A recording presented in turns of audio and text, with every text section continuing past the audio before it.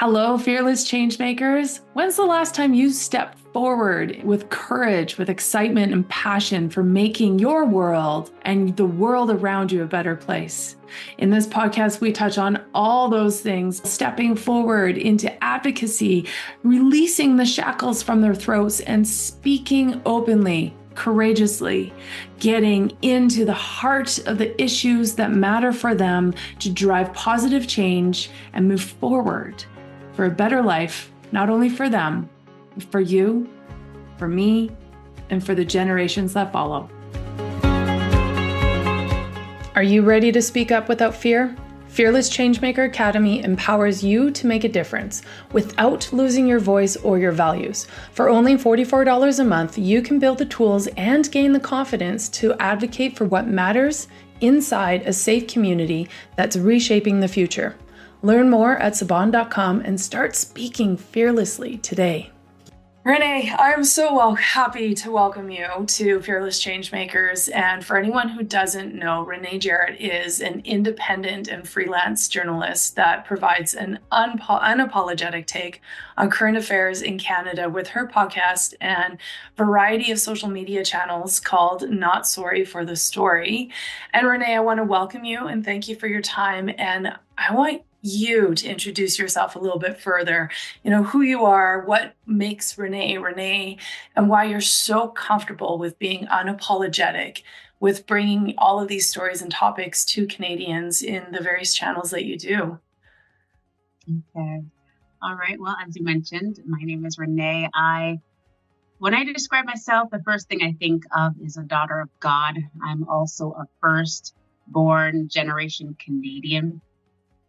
And a proud one, in fact, and very thankful to have been, born in this country. It is a beautiful country, a beautiful nation. And I consider myself a patriot. I consider myself someone who really values truth. And so, yes, this is a part of, why Not Sorry for the Story really has come about. It comes about from my faith. I'm not ashamed of my God, the gospel, which I consider good news.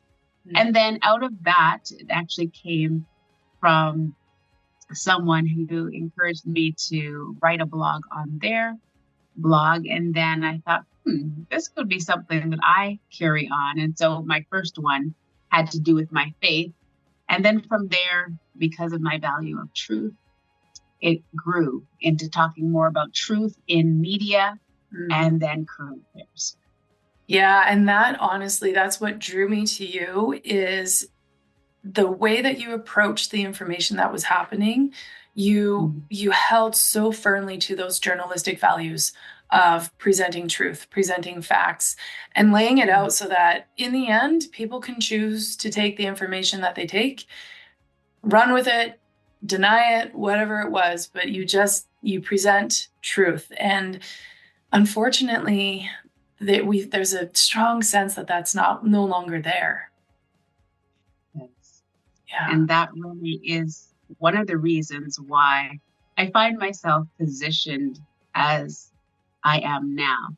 Mm-hmm. As you mentioned, I am an independent freelance journalist that always had communications really in my desire and my wiring. I went to school for it. I am an honors graduate from the School of Journalism. I, right out the gate, had jobs in journalism. Mm-hmm. And I'm thankful for that as a reporter, as an editor, as a proofreader, the variety of different jobs. And over the years, commentary has grown for me in desiring to bring a voice to bear for current affairs. But I did begin to see in the past few years that something does not seem right here with mainstream media. And so I would give something in juxtaposition to it. Yes. To say, let's look at this again. And it's it's a hard, if you want to say, path to take, in that um, it's more and more acceptable now. But years ago, I've had people say, when I wrote a column, and my line at the end of it was having a passion for truth. And people started asking me, so do you think you have a corner on truth? Like you are, you are the keeper of all truth. And so it was my way of saying that there is some element that seems to be missing here, and it's key. It's key. And so that's how we came here. Yeah. Absolutely. And truth, I mean, truth is not a matter of ownership. We don't own truth. It's simply opening eyes to either an alternative perspective, a different belief system, and being able to place, like, sometimes in some situations, if we're going to go with my truth type language, there are 10 different truths in the same room for one particular topic. But we have to be able to hear all of those to then be able to come together and collaborate within that structure as to what is the optimal direction forward from these various viewpoints. So let's talk about it. Like today I posted a thing saying, is it just me? But maybe if we were feeling safe to be able to express our viewpoints and our opinions and our thoughts on various topics, we wouldn't have so many angry parrots in this world. And you concurred. I'm not alone. So let's dive into that. What would set the foundation or the space of safety for more Canadians? Let's speak Canadian specifically, to be able to express their viewpoints without fear of being ostracized, canceled, disrespected, all of those things. But just knowing that if I say this, I'll be heard, and I will know that I was expressing my true self within this moment. How do we create that safety? That's a good one. The safety really is a person. There has to be safe people in order to have a safe environment. And so, and I know that the word safe is the word of the day. I would possibly counter it and say the word that I probably would use is trustworthy. Yes. A trusted person that you can speak to. Now, I gain confidence that you are trustworthy when I know that you are reasonable, that you will allow us to reason together. I remember writing a column years ago about abortion, and I posted it online. And of course, I got different feedback. And every person, this has always been my position, is that every person that responds to me, I reply back. So I had different replies, and I replied to different people. There were a couple people where we went back and forth, reasoning together. And I'll never forget one person, a lady, I believe, at the end, she was like, wow, I really did not think that you would go and have a conversation with me. And you've given me some things to think about.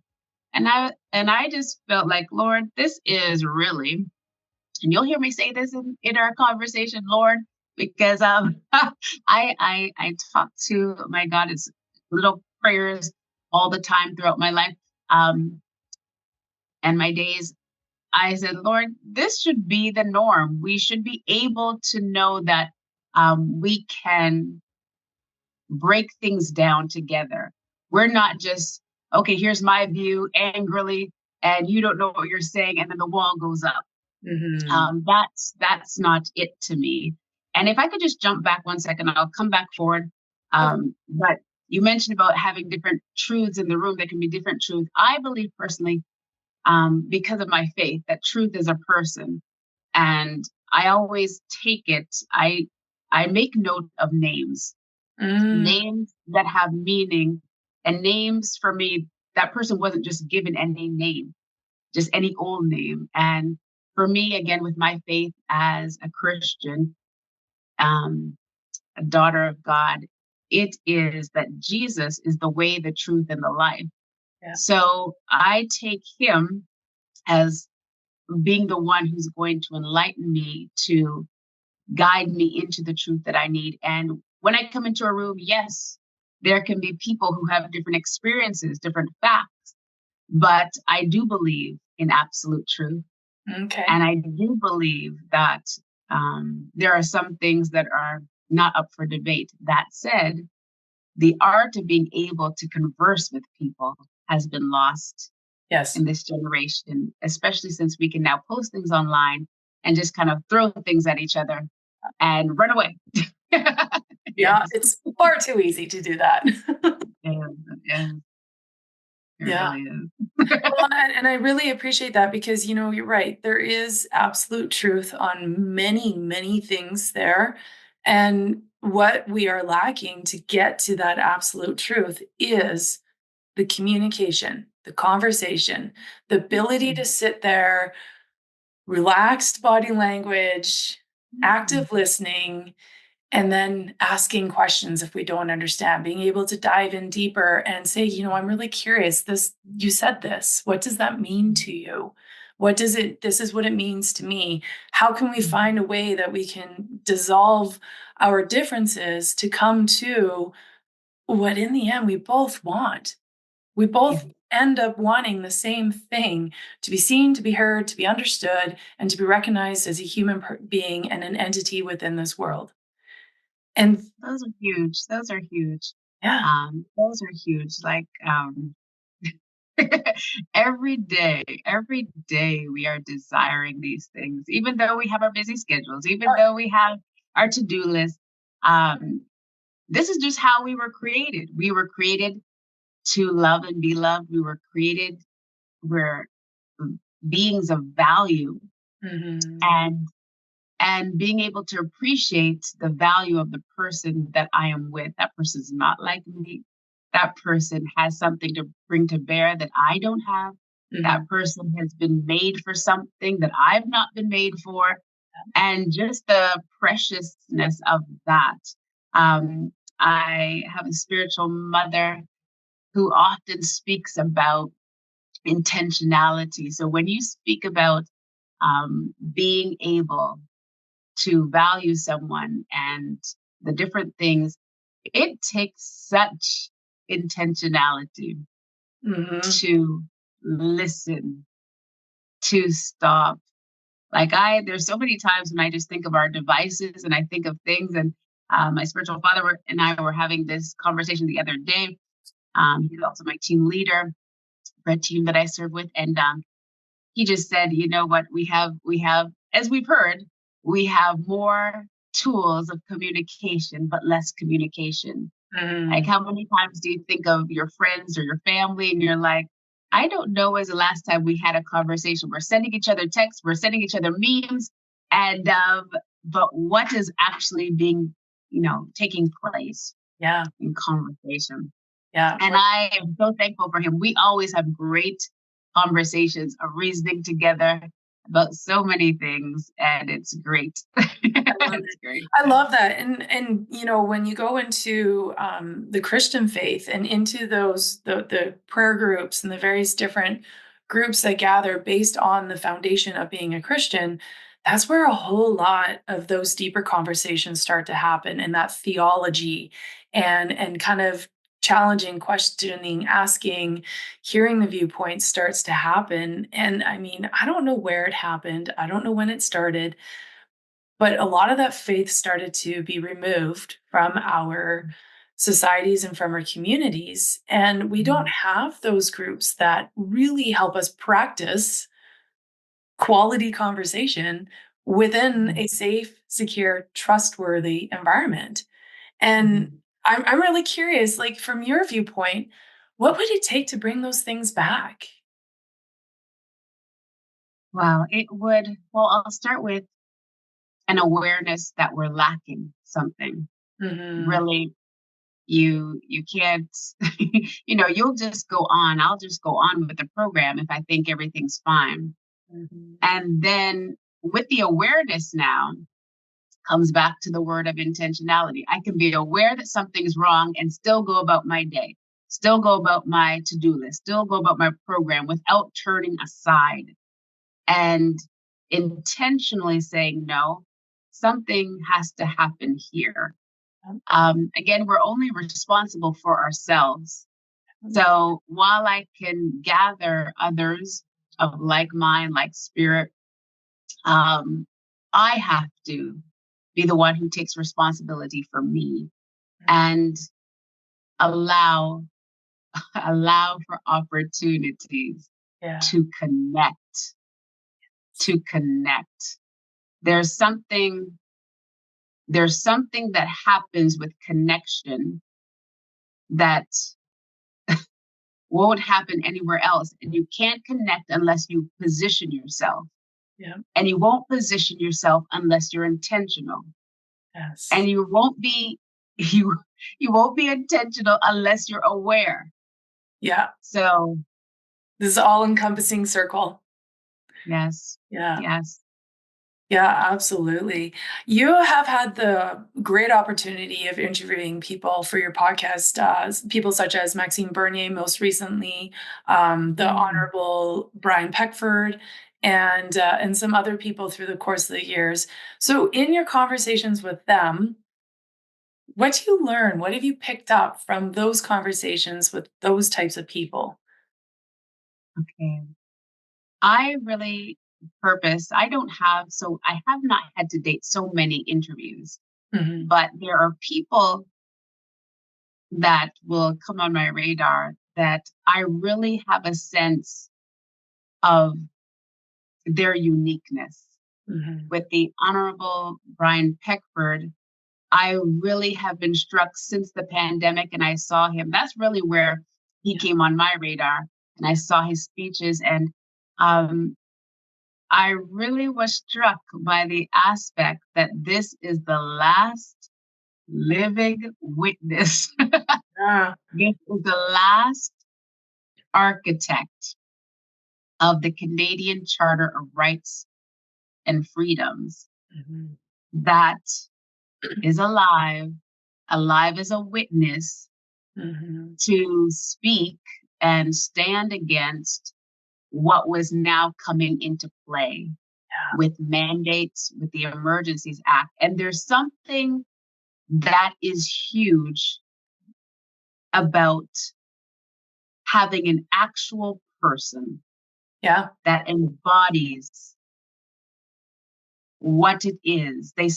What it is that needs to be recognized as a standard, as a landmark, as a milestone.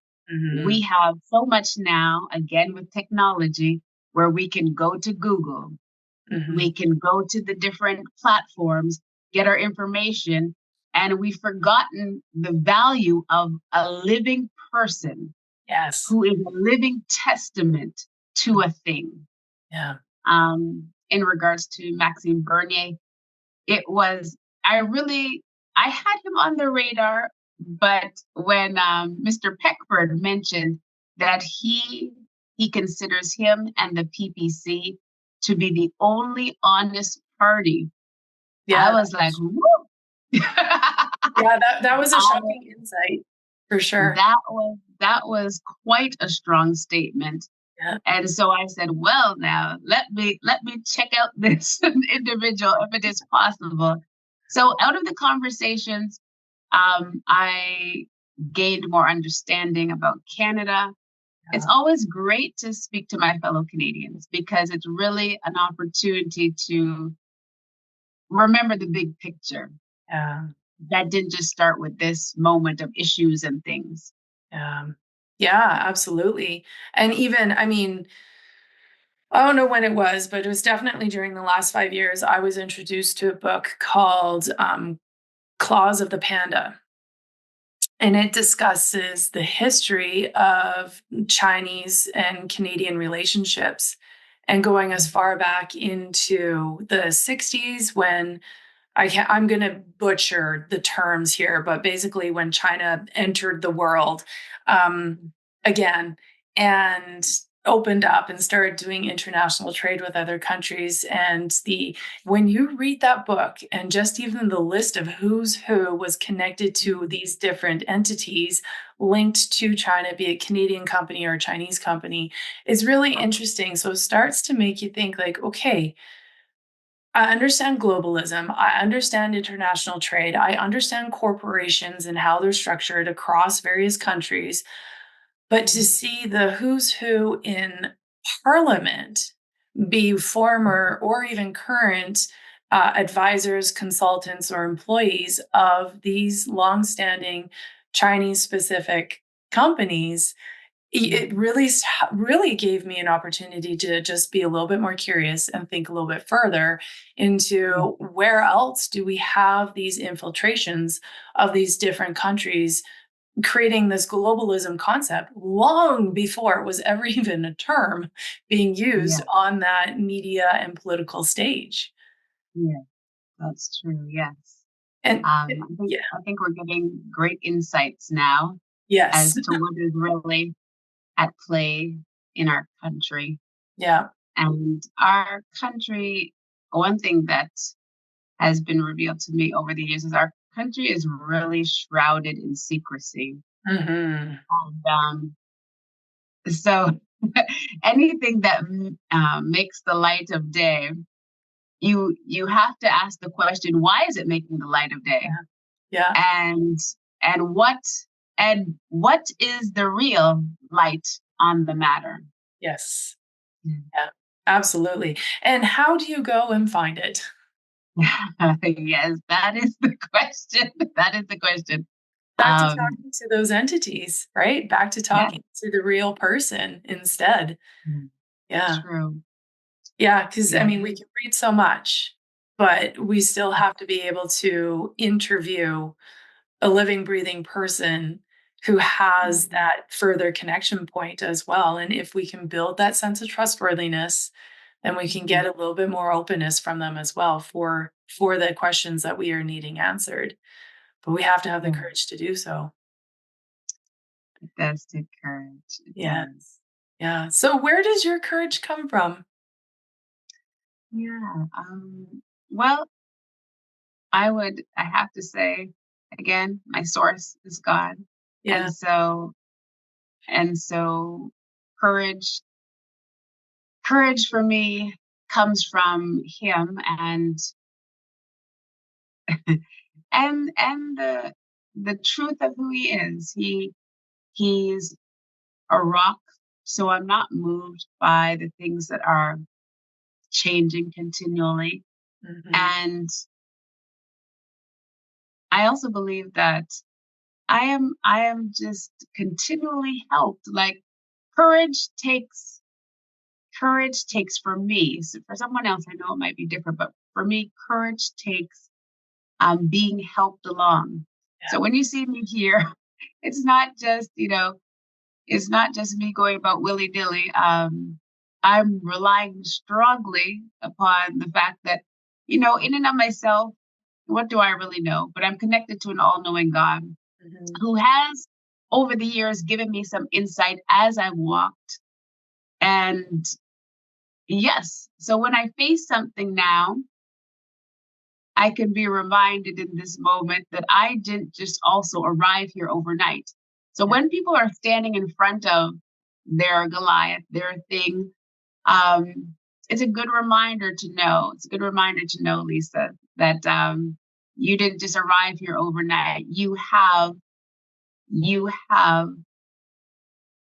permission Yeah. to be in the room. Yeah. You have a voice. And this is the great thing again. What can I say? As I said, not sorry for the story. I make no apologies for it, but I have to keep making a correlation because that is just the revelation I have, and I have to stay true to it, which is God gave you a voice. You didn't just create your own voice. You have a voice for a reason. Mhm. And so that voice was meant to be used. And isn't it marvelous how we've been made? Imagine if we had all the parts of us and we had no voice. Yeah.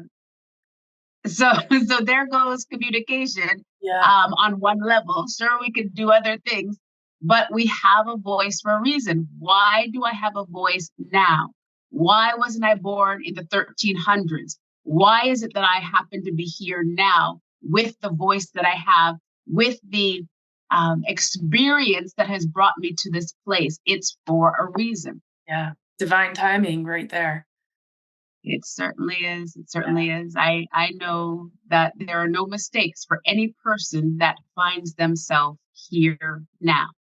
Absolutely. Do you think there was a coming of age, if you will, experience in the years leading up to this moment that really helped solidify your commitment to that truth? Well, absolutely. Yes.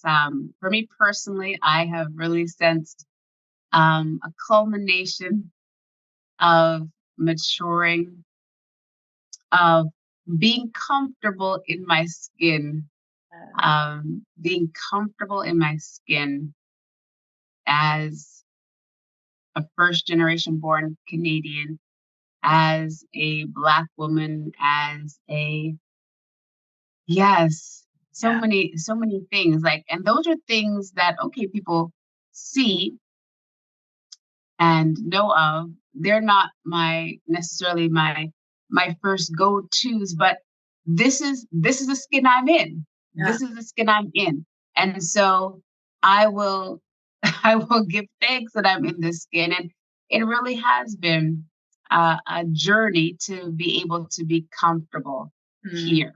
Mm-hmm. Mhm. So you can decline if you like, but I'm really curious because I'm not in the skin that you're in. What was it like for you growing up in Canada and having to go through some of those possible challenges or things that forced you to become where you are now to be really comfortable with who you are and maturing in that self Mm. sense or Yeah. sense of self? Sure, yeah. Well, I'll say that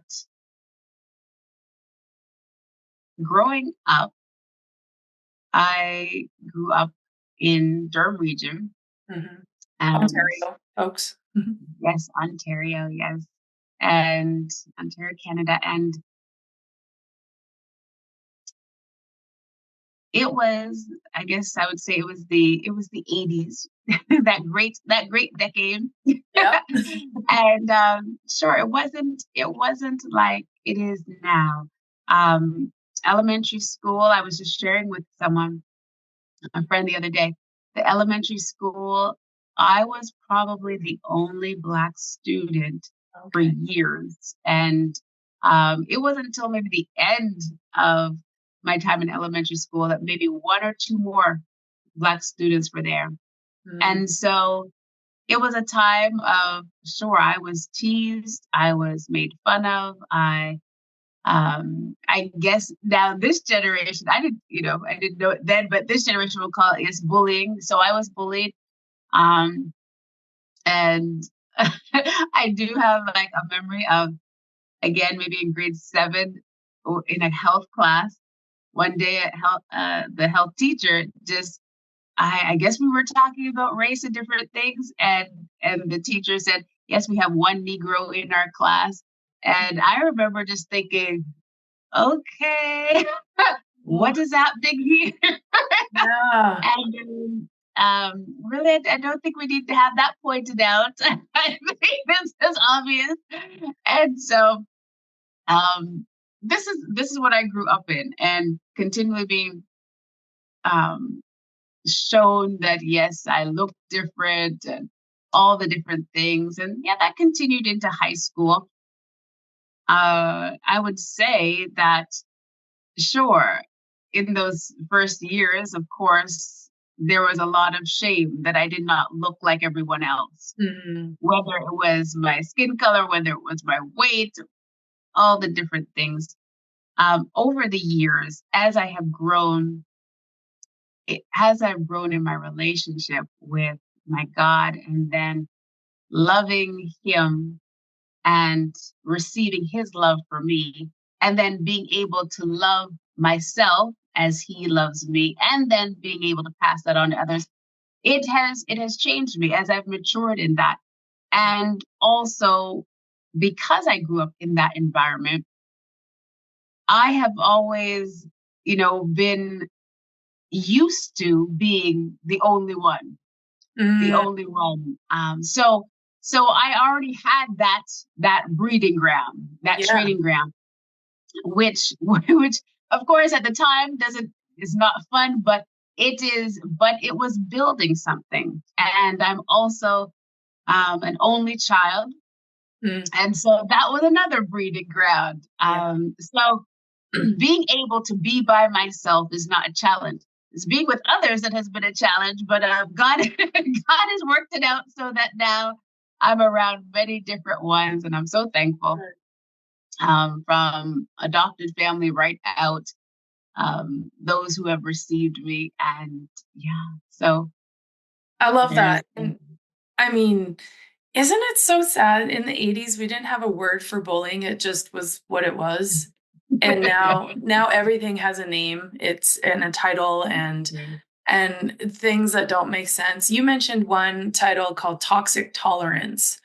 And I'm really curious, do you mind expanding on what you have coined toxic tolerance? sure. So I know one of the values in Canada is tolerance. And I wrote a piece the other day saying that if you're going to have a policy about multiculturalism, then it would stand that you would also promote tolerance. So again, I gave the example of, again, let's say there's a family living in a house. One day the parents turn to the children and say, well, I think we have room in this house. We're going to invite 5 other families to be in our 2 or 3 bedroom house. Mm-hmm. Now, when you invite those different families to come into the house, the first thing that parents are likely going to say in this nice world is now behave, be kind, behave. Yeah. And it does not necessarily matter if the people that have been invited are now going to adhere to the standard of life that you already had, because now there's so many differences in the room. You better be kind, you better be able to accept everybody. Everyone's not like you. Now there is a point. This is the thing about deception. It has a little bit of truth with a lot of lie. And Yes. that's how we can take the bait. So yes, do I know that people are different than me? Of course. And because of that, yes, there will have to be the level of knowing that I have to accept that someone is different than me, will have different views than me. But now the aspect of, again, going back to the example of these families being invited into this home. Now, if I'm going to change my way of life because all of you have come in to my home and go under the banner of, well, it's tolerance. No, that's not tolerance now, Mm-hmm. because we already had something established here Yeah. in our home. Yeah. And so you're coming now into our home, whatever the reason, like meaning you've been given shelter, you're visiting just for a little time. Please understand how we do things here. Yeah. And it matters. So when there starts to be the skewing of tolerance, now that tolerance means don't you dare speak to that matter. Don't you dare speak to the fact that the person who just came into your home now is doing things wildly differently Yeah. and not honoring, honoring, Mm-hmm. honoring the Mm-hmm. people home who they came into, the place where they came. Yeah. Now we have a toxic situation. Absolutely. And that is really and truly the definition of individual anarchy. Yes. Yeah. Yes. And I mean, Montreal, unfortunately, is probably the most recent example that we can use is that we're now witnessing anarchy happen on the streets of our cities in Canada in the 2020s. Like, who would have imagined that? I mean, we were both blessed to grow up in the 80s and 90s. and have these idealistic, correct me if I'm wrong, but idealistic visions of what the 2000s were going to look like. I mean, first of all, no one thought we would make it past 2000. So here we are. But we had these really idealistic visions. And I actually don't know if that was a government vision or just our hopeful, blind willfulness vision as a citizenship, because that was probably also the time period where we started to sit back and become incredibly apathetic and just be like, you're doing great. Keep going. Like, keep doing what you're doing, government. You're doing a really great job. Times were great then. I mean, we were middle class family. My parents, yes, they owned a business, but we didn't want for anything. We survived. We did fine. We were still able to take trips when we could, those types of things. And now, I mean, there is no middle class. And like you said, we now have 5 giant families coming into this 1-bedroom apartment is how it feels at this moment. And we're witnessing anarchy happen. And to your point on tolerance, I think part of it, and I'm not as educated on it as I probably should be, it's on the list of things to learn. But we're not encouraging healthy integration into the city anymore, or into the country anymore. We're encouraging, from a former interview, when he was welcomed as a Canadian citizen from Dubai, he was told, bring your culture, don't change anything, bring everything from your homeland to here. We welcome everything. And it's my question here is it to the point that even as like our immigration policymakers and Canadian citizens, we actually don't know what our cultures and guidelines are? Are we so lost that we can't even say like, welcome, but here are the things, here's your starter pack on what it is to be a Canadian. Yeah. First, you need to say sorry for everything. I have to throw the joke out there. But what would be your perspective on that? Like, if you're a first generation Canadian, then you have relatives and family members who came to Canada. And what was their experience in that process? I remember one thing for my mom. I remember she would always go on if the topic came up about Prime Minister Pierre Trudeau. She would always be so thankful for him, and there are many immigrants who were, and so of course now in this generation I see the correlation.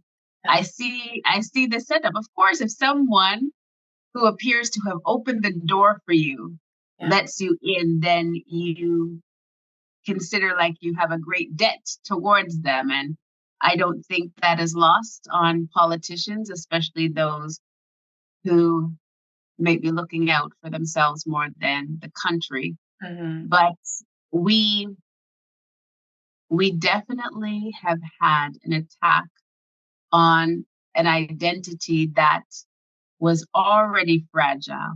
Yeah. We have not had a strong sense of being Canadian, and that also being housed in an atmosphere of unity.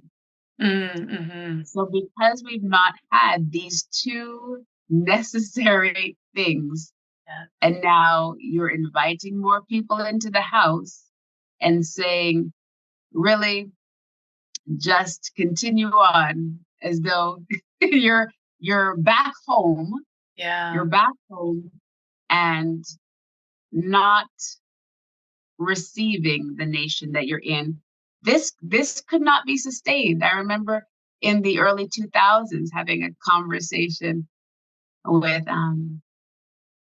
another resident here, and we used to have these conversations all the time, but you can't be putting these little seeds in and not expect that these little seeds are not going to grow up to become monsters Mm-hmm. that are going to now infest the land. Yeah. I'm not talking about people. Yeah. I'm talking about attitudes and and an atmosphere where you have not properly defined and allowed unity to come, and then you're letting more people come in, you're going to have monsters. As you said about anarchy, it's inevitable. Yeah. How could I keep saying you can have your own little country and still make big of that? I remember posting something where I had all these different flags, pride flag, different countries' flags, all the different things. And then I said at the end, if you've never raised the Canadian flag, but you've raised all these other flags while being here, there's something wrong. Yeah. Yeah. There's something wrong with this picture. Yeah, So absolutely. we cannot think that we will just keep on not having a clear identity, not having a clear boundary Mm-hmm. in regards to our identity, not having the atmosphere of unity, and then bringing in, and not seeing that this is a mixture for disaster. So Yes, we're seeing the fruit of it now. that we are. That we are. And I sincerely hope that somehow we can turn things around soon. Because we're getting really close to too late. Yeah. Mm. Yeah. And I'm not going to ask you on how do we do that, because that's a gigantic question. But from your sense, what does it mean to be Canadian? Well, when I think of Canada, the first thing that comes to mind, more than a descriptive, it is taking ownership. Yeah. Just meaning I was born here, or if again, going back to that picture of coming into someone's home, a real sense of I now have the responsibility of stewarding the beautiful thing that was here before I came. Mm-hmm. So, and with the thankfulness, we're just coming out of the American Thanksgiving. We came out of ours last month in October. With the Thanksgiving, if I'm truly thankful for the place that I'm in, now I'll begin to identify with it. Yeah. We, at our core, there is a real entrepreneurial spirit. There's a real spirit of freedom.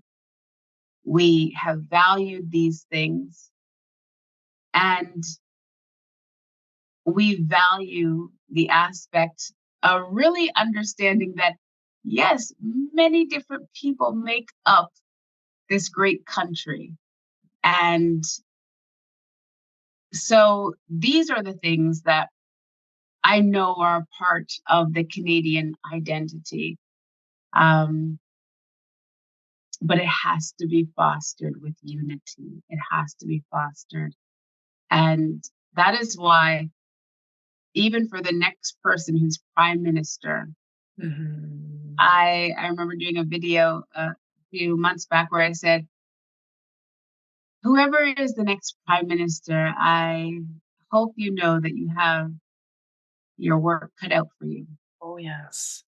Because when I consider it, and I'm not even someone who, goes far down the line about trauma and different things. But even with my little insight, I know that the kind of trauma and division we have faced over these past years, it's really been like a plea. I was saying, please don't go on with the business of the day. Yeah. Please don't just take office now and think, okay, yes, we'll just go on with the things I want to institute. Yeah. We've been there, we've done that. We have had the results of it. We're going to need someone who from coast to coast to coast can bring people together Yeah, with such a great grace about it. And really, I would dare say that that is mission number one, yeah, because if you I know, of course, people talking about the economy, inflation, all the different things, but if the people are not together, what do you have? exactly. There's such a high level of healing that is required. And Mhm. I mean, if you're into energetics, when your frequency is in that higher state, then Mhm. yeah, your finances start to come together too. And sometimes we have to forego the business operations to really get to the root of the people, of the heart, of the ones who are actually making the country that it is, and ensure that that is healthy first. And I mean, not to, well, no, it's, we do need to make our country healthy again as well, just like the states. But definitely that unity composition, that being that bridge to bring people together and be like, yeah, we all did some things or said some things that we probably want to take back. So we should do that now.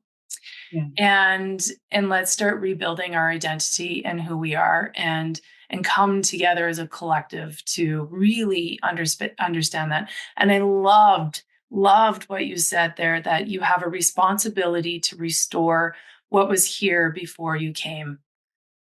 And I Yes. mean, my goodness, if we entered into every single space with that type of perspective, every space that we want to enter into, Mm. then that is on our shoulders to restore or to maintain what was already there.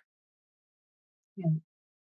It's Canada, beautiful. Canada is a great country, is a beautiful country. Mhm. And I believe we've seen glimpses of it over the years. Oh, yeah. We really have the power of bringing order and bringing healing to bear. Yeah. But as the saying goes, you must be whole to be Yes. able to heal others. And so we we have gotten used to the hospital mentality of being sick. We've gotten used to division just being the norm. We've gotten used to the different things. But one of the key things that I know has not been a strength of Canada is relationship. Yep. So relationship is really the house of everything. It's if you don't have the relationship, how can I now come and set up the program? Yeah. Like everyone knows this in every other realm. So how am I just going to do the thing? I know we're in a generation that very much does the thing, Yep. and the relationship. Oh, We'll deal but the with relationship, it later. yeah, the relationship is the thing that houses it. It's the thing that makes the program, their outreach, the whatever it is that you have. It's what makes the thing you may now offer Yeah. something that is pure, that can be sustained. Yeah. And yes, I think we've seen it many times over the years. Yeah. We've seen it on how we've been trained. Yeah. We've had some unfortunate things that have happened over the years. We see it with policing. My father um, worked as a police officer in this region, and of course, I give thanks for our first responders, police officers at every level. Mhm. But I think we've seen some scenarios where they have gone in and wow, Yeah. it's like we've forgotten that that was my fellow Canadian. Yeah. Yeah. And so training has preceded relationship. Yeah. And Going back to what you said, we want to be valued. yes. We want to be loved. Now, someone may say, "Is that the police officer's job?" Well, well, when Yeah, you step it in, is. when you step into the scenario, um, we want the person to be preserved. Now I'm calling police officers, but it's every area. It's every Oh, area. yeah. Like we want the person to be preserved, and we want there to be a relationship that is the link in order for me now to offer you something. Yeah. If you're willing to receive it. Yeah. And straight back to that word trustworthiness. Mm-hmm. And Yes. all connected. And I mean, relationships are built on trust. And we need to get back to that. Good relationships are built on trust. They are. And that is something that takes time to build. 100%. Yep. Yep. Especially when that trust has been lost. It takes longer to build it back up. Yeah. And so because we're at a deficit in more ways than one, that is what I mean when I say leaders, again, called the politician's name, but leaders in general now have to know that I'm being given a trust to be able to speak to you. May I live up to it? Yes. May I foster it even more so that this thing doesn't just end with me as some celebrity, as some person who was just in a position for a time, but it was increased. Yes. During my tenure, during my positioning in a particular spot, it was increased. Mm-hmm. And so going back again to the conversations all over the years when people email me or on the posts online on controversial topics, when they're calling me names or different things, I have taken the posture of I am more than this issue.